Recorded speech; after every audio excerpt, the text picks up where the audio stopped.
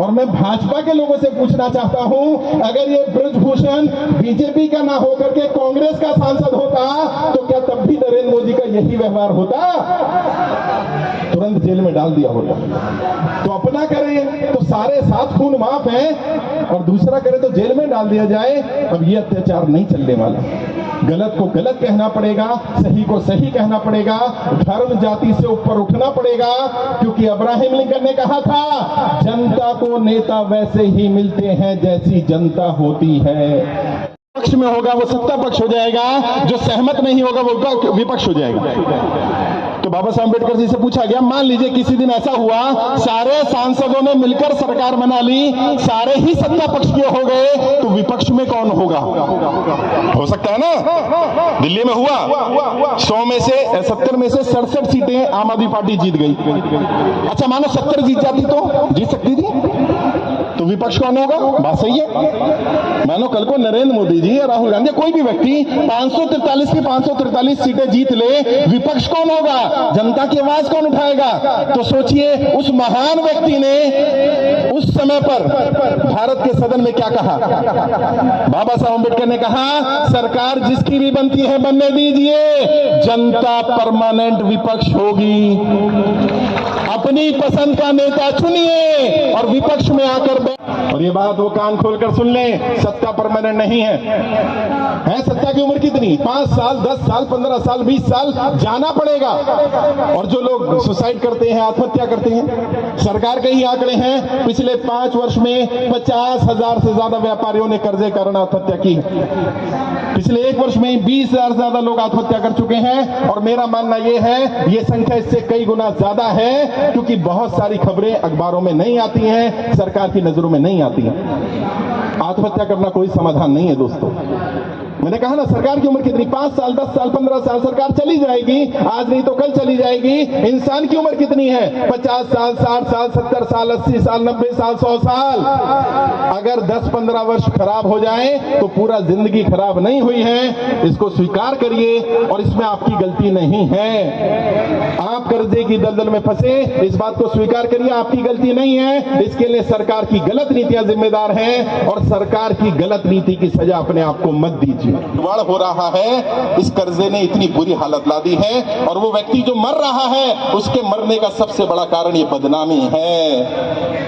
इज्जतदार आदमी क्या कर सकता है? कितना कर्जा? 10,000, 20,000, 50,000, लाख, 2 लाख, 5 लाख, इससे ऊपर का कर्जा नहीं है।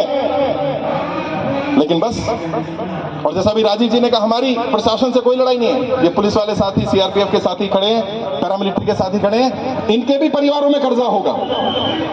हमारा इनसे कोई विरोध नहीं है, क्योंकि जो गांधी जी ने कहा था, व्यवस्था का विरोध करना, व्यवस्था बनाने वालों का विरोध मत करना, क्योंकि व्यवस्था बनाने वाले भी उसी व्यवस्था के शिकार हैं। उनके ऊपर बेचारों के ऊपर नौकरी की तलवार अटकी हुई है, नौकरी चली जाएगी।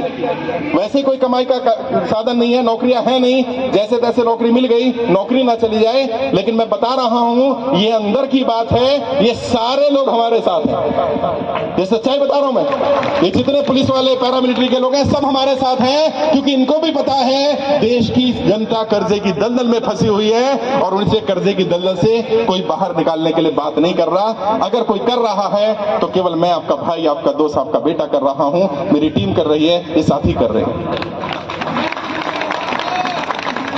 और जैसा मैंने कहा, जब मुझे पता चला कि यहाँ इस भीड़ में बहुत सारे साथी ऐसे हैं जिन्होंने सुबह से मेरे साथ ही भूख हड़ताल पर बैठ गए हैं, बताया भी नहीं है, पानी तक नहीं पिया, मैंने भी पानी नहीं पिया। और मैं यहाँ जब व्यवस्था हो रही थी तो टेंट वाले को बोल रहे थे, भैया सुन रहे होंगे, मैंने कहा भैया यहाँ छत लगा देना, गर्मी बहुत है, क्योंकि 2-3 दिन बहुत गर्मी पड़ी है। कहते नहीं, यहाँ अलाउड नहीं है। मैंने चलो कोई बात नहीं, तुम नहीं करोगे तो तुमसे बड़े वाले टेंट वाले से रिक्वेस्ट करेंगे। कहते बड़ा वाला कौन है? मैंने वही जो सबसे बड़ा है, सबका मालिक, उससे रिक्वेस्ट करेंगे। और देखो कितना सुहाना दिन हो गया। मतलब कोई सोच सकता है कि आज मई की 24 तारीख है, इतनी सड़ी गर्मी पड़ती है, और अभी देखिए मौसम कैसा हो रहा है। ये कुदरत का, ये नियति का संदेश है, एक मैसेज है। और मैं बार बार अपनी टीम के साथियों को भी कहता हूं, तुम्हें भी कहना चाहता हूं, अगर तुम चाहते हो वाकई कुछ बदलाव करना, वाकई चाहते हो कि कुछ ऐसा किया जाए जो औरों से अलग है, अपनी नीयत सही रखना। नीयत सही रखोगे, नियति तुम्हारा साथ जरूर देगी। जिनकी नीयत खराब हो जाती है, नियति उनका साथ नहीं देती। तो फिर हम निर्णय लेंगे कि हमें क्या करना, क्योंकि वैसे कब तक हम मालिक होने के बाद भी कटोरा लेकर के सरकार के दर दर भटकते रहेंगे? ये नहीं चलेगा। है उन बेचारे लोगों का, उन व्यापारियों का क्या दोष है जिन्होंने नरेंद्र मोदी जी को वोट दे दिया, और उन हिंदुओं के वोट लेकर नरेंद्र मोदी तो सत्ता में आ गए और उन बेचारों को, उनको बेरोजगार कर दिया, उनके रोजगार पर आफत डाल दी। उन्हें कोई लाभ नहीं हुआ, मोदी जी को लाभ हो गया। अच्छा, उन्हें डर लगने लगा है कि जनता इकट्ठी हो रही है। आज तो ये 1000-2000 लोग हैं, कोई भी